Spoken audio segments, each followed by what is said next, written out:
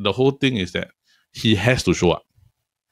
Yeah. I think that's the main thing, is that he has to put in good performances in both legs.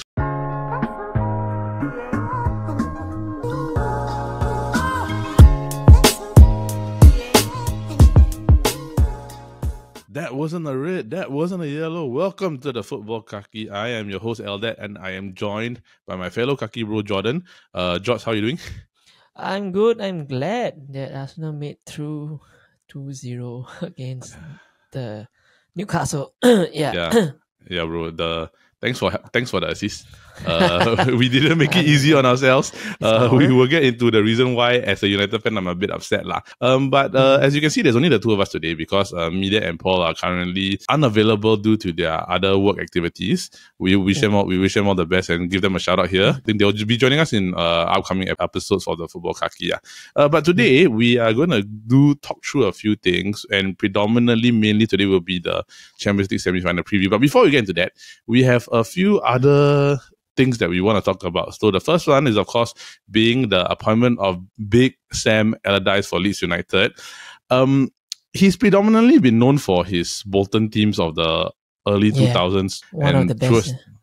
One of the better ones that very, they weren't really defensive, but they were also they were quite attacking, but they were also not the easiest to play against. Like I can remember there were games where Arsenal and United also, there were games that we struggled against. The Reebok Stadium got a very weird camera angle for us to view from home.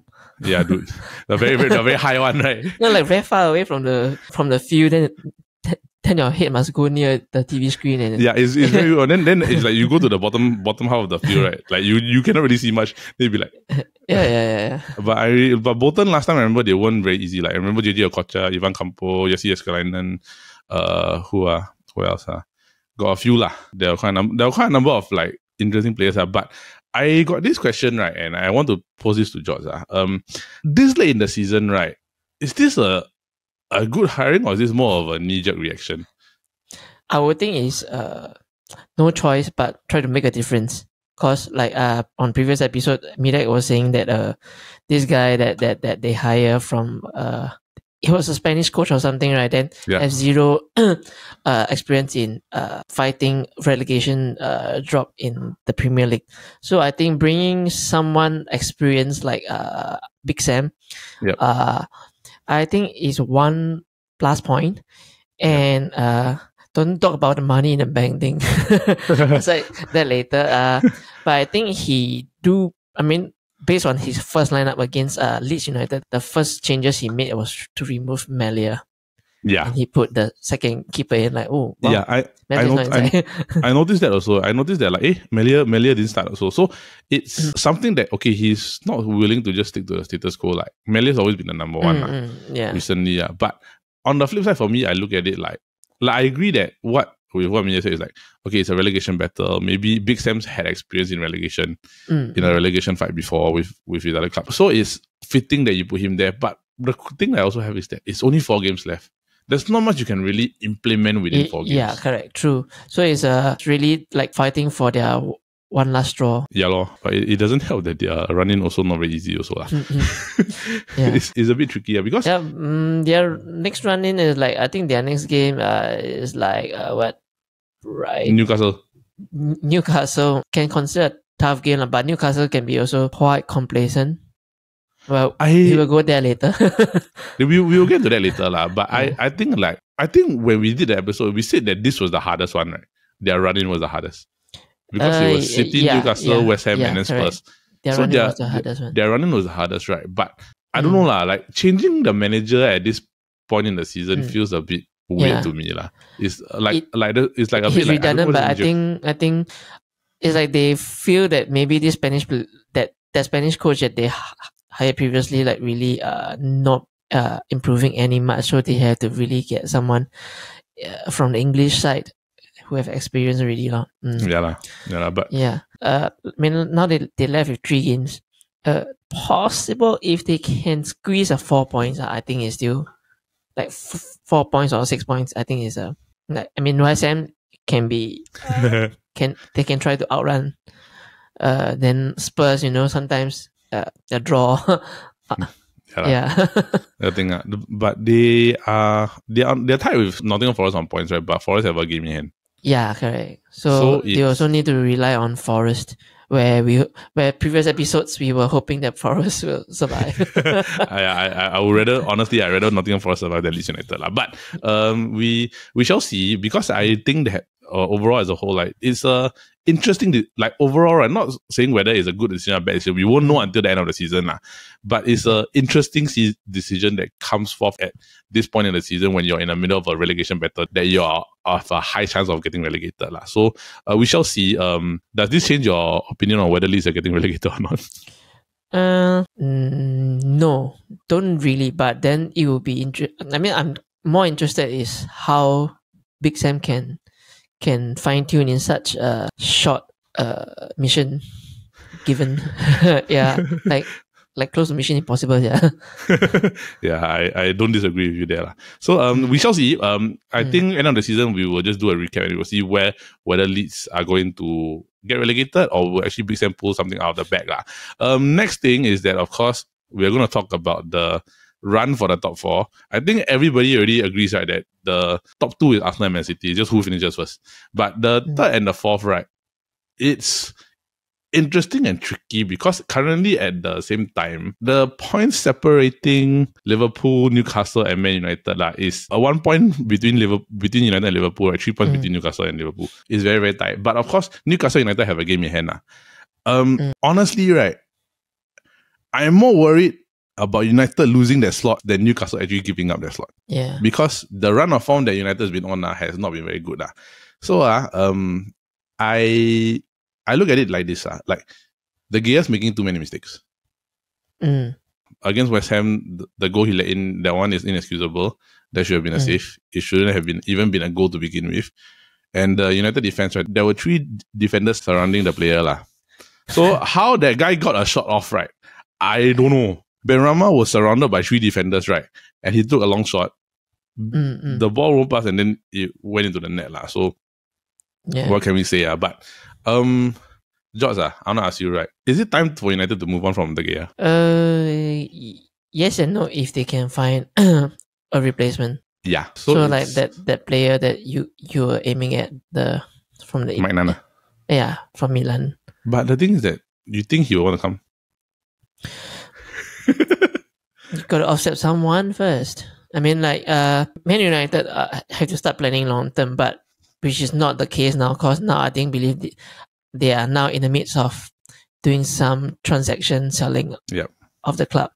Hopefully they can get it done by the end of the season so that they can really plan for long term. Everything I see that they make purchase here and there is very short term. Casemiro, I don't foresee him playing for more than 4-5 seasons. I don't know. I actually think like Casemiro probably maybe 4 seasons at max. Yeah, I agree with you also. Yeah. Like, I think, like, for me as a United fan, De Gea, he's not like the De Gea I used to know.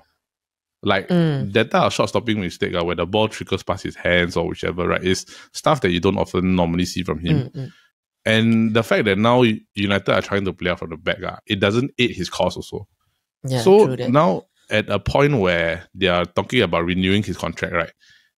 Like, if you were Ten Hag, if you had like a goalkeeper available, let's say for example, if you can't get Mike Nana. Wait, how many years left with his current contract?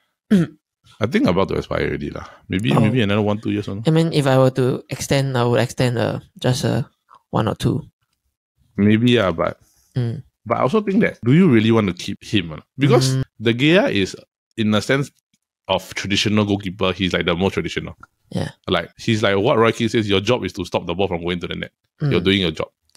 Yeah. But the thing is that with the evolution of goalkeepers in modern football to goalkeepers like Ederson, Alisson, Ramsdale, like the top goalkeepers currently in the Premier League, right? He's not that type of mold. And I find that because he's not that type of mold, right, it does hinder the type of football that Man United want to play and that wants to envision. Because at Ajax, he had Onana. So if, let's say, he has something like that, maybe United might be better off without De Gea. I don't know. But we shall see, because the thing is, it's too many mistakes already this season. Sevilla, even though I blame majority of it on number 5, I think that he's not without his share of like mistakes from that game lah. But United's running also, let's say just get back to this. United's running is Wolves, Bournemouth, Chelsea, and Fulham. In comparison to Newcastle, who is Leeds, Brighton, Leicester, and Chelsea, right? I think of these few, right, Newcastle, they maybe have a more stable team to be able to maybe pull off the not getting caught by Liverpool rather than Man United to be ranked. I think lah, and I won't say either of their run-ins are extremely difficult. Yeah. But it's just that at this point in time, right, will you agree that your confidence is more with Newcastle rather than Man United? Newcastle playing better football. Yeah, precisely lah. Yeah. Okay, I mean, back to the question you're asking me, if should I keep De Gea or not? I would say no, but I will keep him to play the cups, not the league games. Like the second. So it's like be with the youngsters. Okay. That type of player. Yeah. Like a local middle, because it's really past his time where he can find any other clubs. I think he still have value lah to other club. Maybe Brighton can get them. I don't know, some other middle-aged club can go and get him off or something. I mean, of a good price. If not, can keep him to play with the youngsters for the League Cups and all of this. I agree. I agree. Then as for the forms and all this, I just recently feel that Casemiro is not there on the form that he was in before the red card or injury. I think no, it was the 2 red cards. Yeah. Like after he came back slowly, he there's a small gradual dip of form there. I don't know. Like you can feel that he looked lost here and there. I think it's also, I don't know whether it's the fact that the red cards actually came in, so it staggered his momentum. Yeah, because I think the timing of the red card also did play a factor. So like he got red carded. Not once, right? Twice, and it was within like a very short time frame. So it wasn't like, oh, I had a long run of form, right? Then I'm suspended for 3. It's like suspended for 3, come back, maybe played 2 or 3, then kena suspended again. So it is like, if you're talking about that, that's 9 games. So 9 games, 6 games out of 9 away from me is like as good as an injury already. Yeah. So he has to recuperate the amount of form. And like Eriksen, he's come back, but he's not been like the Eriksen prior to the injury also. And I think like Bruno's been off form. Rashford's been off also. And I won't say much about number 5. But he's not helped either lah. So I think like we go to Newcastle now, right? And I think that in terms of like what you said earlier, like Newcastle's more stable. They are a lot more stable. Definitely not much question mark from there, because first the public did not even foresee them coming up so fast to top 4. Yeah, so it's like same goes for Arsenal. Everybody think that Newcastle and Arsenal, they are doing a better job than what is expected lah. Plus the matches, even the drop of points, you should have watched the match. The first 10 minutes already, 3 chances almost. They got a penalty call. Then after they got a VAR. Like, thankfully for VAR. Now I say, VAR, you've done a good job. Yeah. One thing I wrote down, right, is also that with Newcastle, right, the games that you expect them to win, they win. And the games that you expect them to lose, they lose. It's like they can easily beat the teams that they are expected to beat lah, or to dispose of lah. So like their running is Leeds, Brighton, Leicester, Chelsea. Right? I think they can beat Leeds. Oh wow! I just realized that Newcastle, right, their goals conceded is only 29. Yeah, they have a very good defense too. Yeah, like man. Super good. Yeah. And their goal score is 61. Yeah. They have a very good defense. It's the best in the league. Even by it's like they are expected to win the games that they're expected to win. But then the games that they lose is generally the games that, let's say for example, like against Arsenal and Newcastle, you're gonna take Arsenal 90% of the time. The loss to Aston Villa was a bit of a shock. But they beat like West Ham, they beat Brentford, they beat Spurs, they beat Everton, they beat Forest, they beat United, they beat Wolves, and they lost to Man City. So essentially, right, their form actually has been very good. They are losing the games that, okay, people will go like, okay, maybe I'm expected, the expectation for them to lose the game, but they're winning the games that they ought to be winning. So I think because of that, right, that's why maybe we don't have so many question marks around Newcastle, because it's like, they win lah, and they're in a good run of form also. So I'm more worried about Man United losing the position to Liverpool rather than like Newcastle, because United's lost 2 on the trot, and then they've not been in good form recently, especially since the Sevilla collapse. So it's a bit tricky. We were lucky in the semi-final, so we shall see. I think what we will do is that, you want to call, is Liverpool getting a top 4 position, or is one of us losing it? Liverpool last 3 games, like Leicester, Villa, and Southampton. I foresee Villa, it will be a tight game. Yeah, I but agree. then Liverpool also in a hot streak of form, winning 6 matches in a row, unbeaten for 8 matches. So they are picking up their form gradually. Their key players are backed. Maybe they'll grind a 7 points max. Wow. 7 point minimum. Yeah. Then 9 points maximum. Correct. Yeah, I don't disagree with it. Like the last 4 games for United, Wolves might be tricky. Because United generally just don't do well against Wolves. I don't know why. Chelsea will be tricky. Then Chelsea shouldn't be a problem But bro, they're not 666 anymore already. No, but then they were losing to Bournemouth first. Then after that, they will pick up their mind with some passion and some aggression to fight back 3-1. Yeah, but the thing is, it's Chelsea I don't, Chelsea fans, I don't mean to be mean to you, right? But you only scored 1 goal in April, so our expectations of you guys are not very high.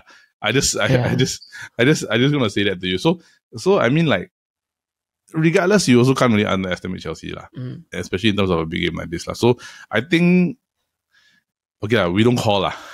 We just hope. I just hope for the best, right? But I think of the 2, right, I'm just gonna say that Newcastle seems a lot more likely to secure Champions League spot than Man United. So with that, we are going to head into the main portion of the episode, where we are going to discuss the UEFA Champions League semi-finals, and of course, as you know, Football Kaki releases our videos every Wednesday morning, 8 a.m. So by the time the video has already been released, Real Madrid and Man City will have already played their first leg, and then the upcoming leg after that will have been the Inter Milan versus AC Milan match. So what we're going to do today is we're going to discuss both semi-finals, and then of course we're going to go into like some information about the teams, who we think are going to prevail, what is going to be the key pointers that will probably give them keys to victory, and then we're going to give our score predictions for the first leg, like we did in our previous quarterfinal episode. So with that, everybody, welcome to the Football Kaki, and let's get into today's episode. All right, so we're going to get into this week's episode, and today the first game we're going to talk about is, of course, the Milan derby, which is going to be AC Milan at home versus Inter Milan. Who's home? They mixed up, right? Because they technically share the same stadium, right? So to me, this is a neutral venue. even though technically on paper is Milan home, Inter Milan away. So this year they've already played each other 3 times, twice in Serie A, 1 in the Supercoppa. In the Serie A, Milan won 1 game 3-2, where Rafael Leao had probably one of his best performances in the Milan derby with 2 goals and a single assist. But the thing is that with that taken into effect, the other 2 games where the Milan derby has been carried out, Inter won both, one with 1-0 being in Serie A, and then of course 3-0 being in the Supercoppa final. So the thing is that in both games that Inter won, Inter didn't concede a goal. But in the game that Milan won, Rafael Leao had to have a very, very game-changing performance. So, George, with that, right, who do you think has the advantage now? Is it going to Inter or is it going to AC? If speaking of form, right, Inter has a better run-in form now compared to Milan. Yes, that one I agree. Yeah. And then in terms of goal scoring, Inter also got a higher percentage of goals scored. Yep. So in every department, Inter is winning lah. Yeah.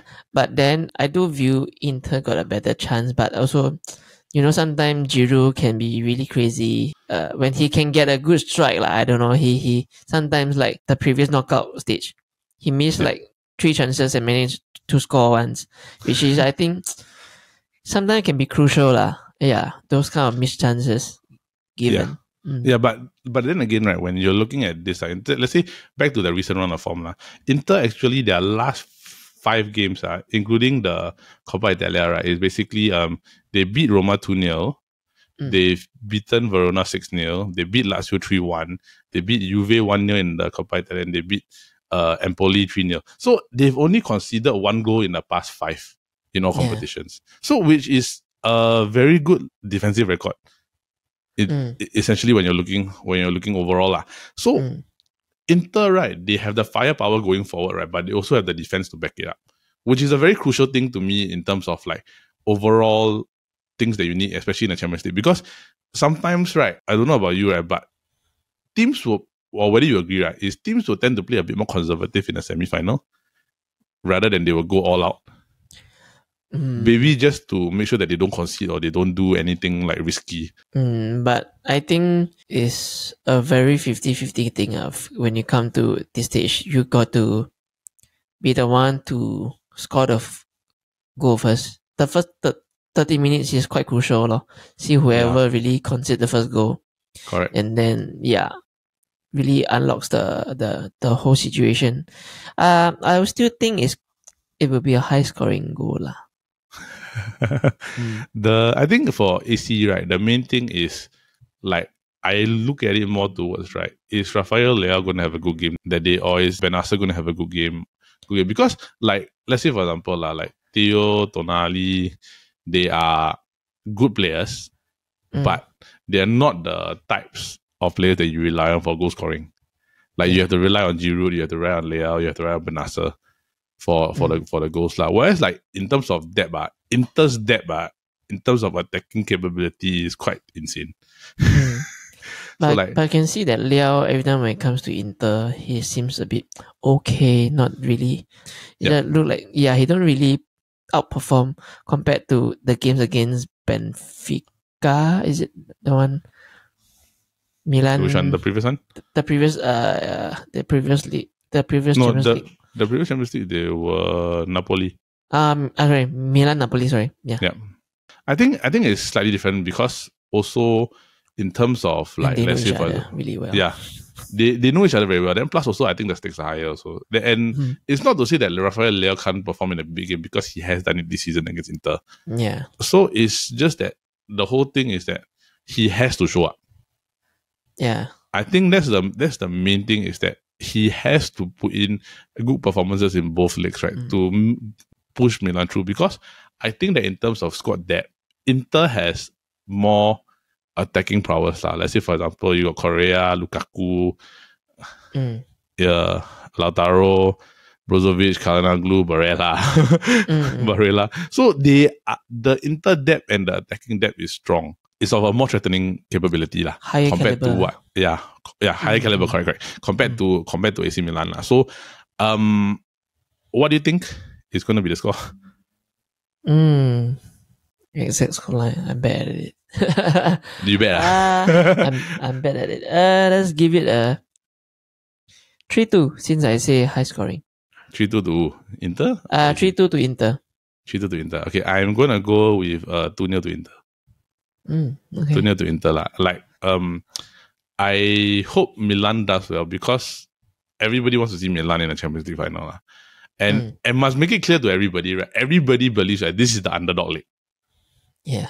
Yeah. So like of the league, the one that will go Milan, right? either one lah. But the thing is that if either of these teams go to the final, right, this is the underdog league. Means that they will be the underdog in the final.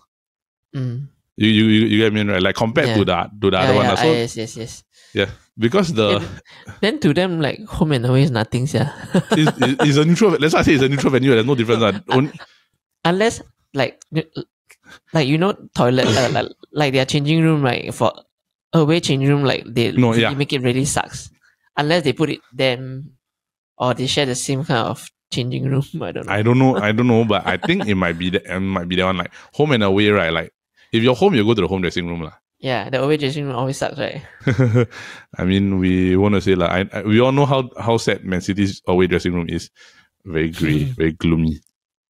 Very gloomy. Okay, so transitioning over to that. I think both of us, these are just our predictions, right? But hopefully we are proven wrong. Hopefully that the results speak for us, and there's a very, very entertaining semi-final between Inter and AC Milan lah. So moving on, we're going to talk about the one that I think majority of fans are looking forward to, which is basically Man City Real Madrid. For those of you that do not know, right, the past 4 games that they've played, even though Real Madrid has won most of the Champions League, right, the past 4 games that they've played, right, Man City has won 3 and Real Madrid have only won 1. And the one game that Real Madrid won, right, is the one that everybody remembers, which is last season, which is the 3-1 victory at the Bernabeu when they were down 4-3 after the first leg. So all I can say about this, right, and I think George you agree also, is the Champions League. It's Real Madrid's tournament. So as much as we want to say that, okay, Man City's firepower is stronger and they have the best player in the world right now in Erling Haaland, the Champions League is Real Madrid's tournament. Yeah. How do you think that will play into this semi-final? Looking into their form, Real Madrid is only unbeaten in home games for 4 games only. And then Man City is unbeaten in 9 away games. Yeah. So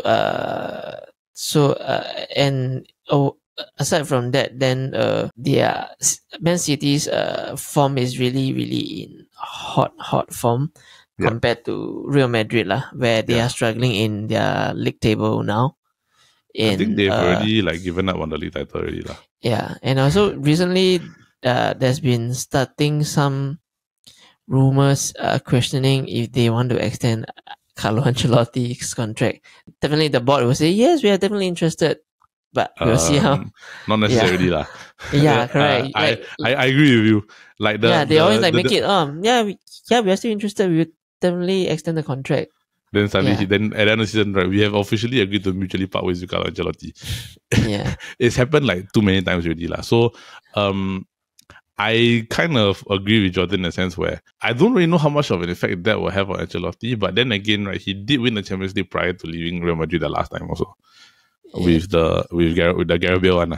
He came back twice, right? Carlo? He came back once. Oh, once. This is the first time. Zidane came back once also. So it's interesting because I think that as much as we want to give sorry. No worry. As much as we want to give Man City the credit and the squad there, right, it's still a Real Madrid tournament. It's still the Champions League. And but on the side note, suspensions in the sense where Eden Militao is suspended for the first leg. So because of the Militao suspension, right, they're going to play Alaba and Rudiger, which I think is also a good centre-back pairing. But I don't really fancy Rudiger. To be honest, how good is he? I don't know. I don't think he's really that good. I think he has his moments.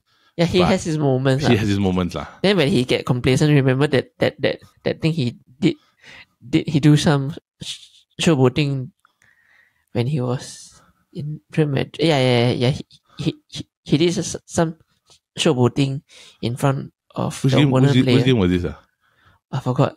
Then after that he conceded a goal. But anyway, right? I have this thing, right? It's a pet peeve of mine in football, right? Is that if you are a defender or goalkeeper, right, do not try to do any fancy footwork when you're being under pressure. Just get the ball out of the area. Yeah.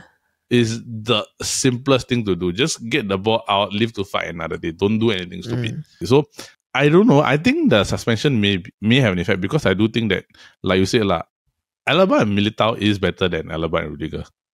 It's the centre-back pairing that won the Champions League last season. For Man City, I mean, we got to talk about Erling Haaland. They are a team that I feel like with or without Haaland, right, they can still score. They can still do things. Like over the weekend, against Leeds, right, it's like the 2 goals came from Gundogan. Both goals literally almost identical. It was coming cut back from the right wing, right? Then a pass to him, right? Then one is a first time shot, one is a touch, and then off opposite corner. So the goals can come from anywhere from Man City. You got De Bruyne, you've got Alvarez, you've got Bernardo Silva. The goals can literally come from anywhere. But like we say, it's still Real Madrid. So I don't want to keep repeating, it's Real Madrid, it's Real Madrid. But I do think that it's a very, very big thing that they have to factor in, because I don't know about you, right? But I want to see what you think about this statement. Is that if you've never won a specific trophy, let's say for example like the Champions League, you will never know what it's like or what it looks like or feels like to be able to win the Champions League as a club, because you have no benchmark. Yeah, like you can only get past that benchmark until you win that particular thing, which is basically like one of the examples like I was talking to Mida is that PSG, their mentality is that, oh, if I'm in the league, I'm gonna mess it up. Because our reflection of the Champions League is that we are gonna mess it up somehow. Yeah, no. So whereas like Real Madrid, okay, they know how to win. Chelsea, they've won 2. Liverpool, they just know how to win the Champions League, because in England they have the most amount of Champions Leagues. Man United, we haven't been there for a while, but at a particular point in time between the 98-99 and 07-08 was 10 years lah. So what do you think? I do think that Man City have, like this time now really, Man City have an upper hand. Yeah, then plus Real Madrid side, I think their front three is still a bit young, aside from Benzema. Yeah, so I mean they need to have the nerves of steel to really game manage the whole thing well. Because they leaked their goals quite early, like the games against Liverpool. Yeah, but so they have to fight hard to come back lah. So if that is the case, if they really leak the goal, I mean, not always necessary. You always get this kind of scenario again. Then with Haaland or without Haaland, yes, I do agree. Then plus, I'm not sure if Carlo Ancelotti have faced such Man City with playing their new formation. I think this season. I'm not sure whether they had. Yeah, no, they haven't. I'm not sure if Barcelona did same thing, or any clubs that they face playing like 3-4-3 or 3-4. 3-1-4. Whatever. 3 at the back. Yes. Yeah. I think like they played teams with 3 at the back, right? But just that probably not in the way that Man City execute. Yeah, correct. I think that's the more of the thing that what we're looking at, in the sense where it is Pep's style of play, but it's just that the way that they do it is just different from what other clubs are used to Man City playing lah.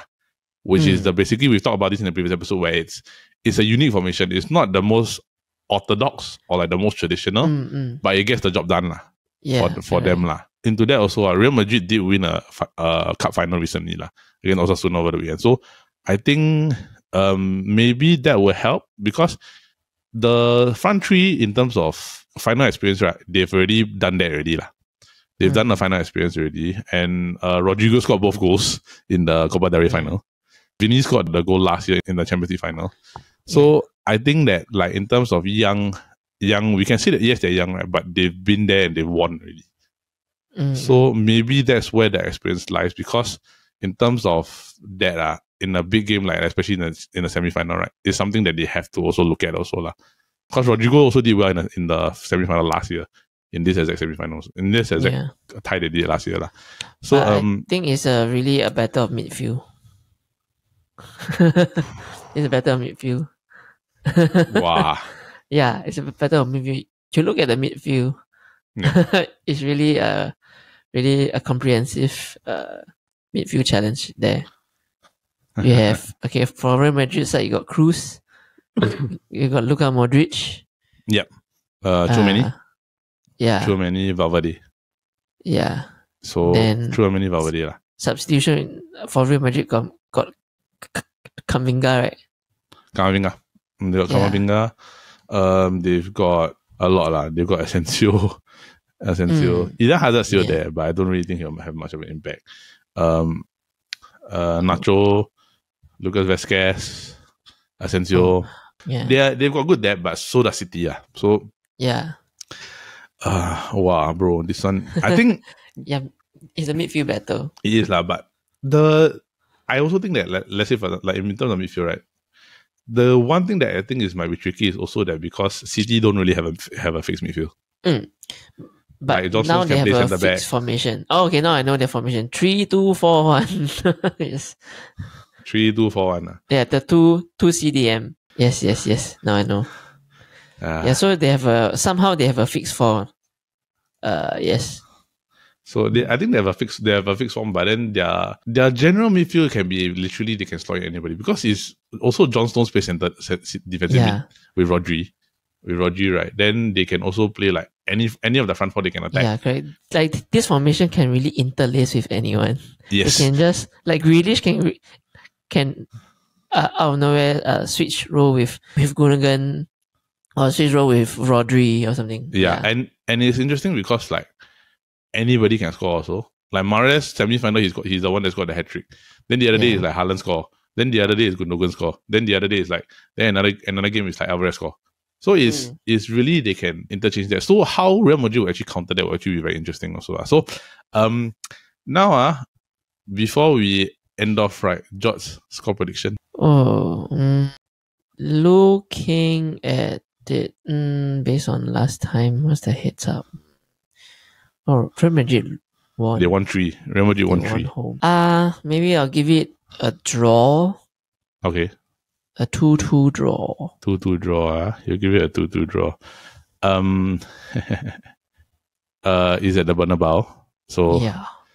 I think Bernabeu, right? Maybe Real Madrid will win. I will give Real Madrid a 2-1 victory lah. 2-1 victory. But deep down in the end, I still want Man City to win the Champions League. Like it's something new to them. Like I don't always like Real Madrid. Okay. I've got this thing, right? And I'll say this lah. This is not me as a host of the football Kaki. This is me as a Man United fan. Eldad Leong, the Man United fan. If Real Madrid wins the Champions League, right, Man United must beat them in the FA Cup final. Because if they do that, then Man United is not the only club that has won a treble. If we lose to them in the FA Cup final, right, and then Real Madrid and then Man City win the Champions League final, right, then both Manchester clubs will have had a treble. So it will be the next mission to get a quadruple. Yeah, who's the first one to get a quadruple? So I mean, we'll see into that. Okay, so I think our predictions are in already, and like we mentioned earlier, this game will actually be happening prior to the Football Kaki episode coming out. So, we hope that this will be as interesting or as formidable as a league as we think it will be, because I think at the end of the day, right, whoever from this league goes through to the final, right, is the one that is the favorite, is going to win the Champions League. That, and then like we said, the Inter and the Milan derby semi-final is whoever's winning that semi-final is the underdog in the final. So we shall see. We hope that it will turn out to be a good one, and I'm hoping that the all white will pull through lah. But I will remove my biases from now. That is it for this episode of the Football Kaki. Alright, so that is it for this week's episode of the Football Kaki. For those of you who are listening in to us here at the Chit Podcast Network, we hope that you continue to listen to us and our other shows, which are the Kopi Bros every Monday 8 a.m. with our boys Brandon, Midet, and Paul, where they talk about different topics. And of course, our big game show every Friday, the SG Draft Podcast 8 a.m., where we talk about different topics and of course draft and have fun while we are doing it. So from everybody here at the Football Kaki and the Chit Chatter Podcast Network crew, we just want to wish you a happy week ahead and an awesome Champions League semi-final week. And we hope that the end of the season will be as exciting as it has ever been. So with everybody here, from me and George, and on behalf of me and Paul, we just want to say thank you. And of course, Madrid, Madrid, Madrid. Everybody knows who I'm rooting for already lah. So thanks everybody, and thank you for joining in, and we just wish you a good week ahead. Bye bye.